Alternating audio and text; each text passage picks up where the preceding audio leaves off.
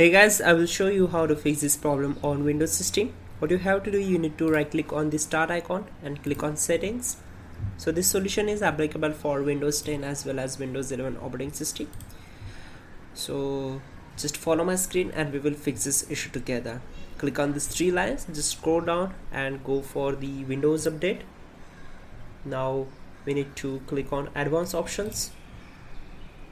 Once we're here, go to the delivery optimization, and we need to turn off this option. Once done, just go back to the advanced options, and again we need to turn off these three options like get me up to date, this both also. And once done, close this window and simply go to search bar, type here cmd, right click here and select run as administrator. Select as. Once we're here, we need to execute the command. So type this command carefully and hit enter to execute it. Type in netsh int tcp space set space global space auto tuning level equal to disable and hit enter. Once done, type exit and close this. Then simply go to the control panel,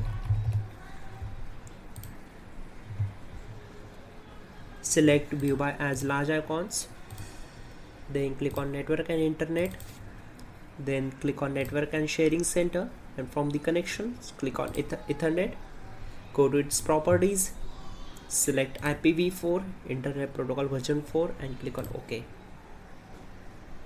So open it, select it, go to properties, then we need to set this 8.8.8.8 as you can see on my screen.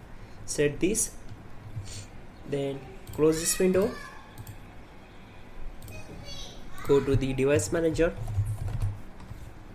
click here, expand network adapters, right click on the particular connection, go to its properties, go to drivers tab and click on update driver. Now select search automatically for drivers and the best drivers will be installed automatically. Once done, close all windows one by one and simply restart the system. You can also check out our description link to fix this issue quickly and effectively. And here, don't forget to like the video. Please do subscribe the channel. Restart the system and problem will be solved.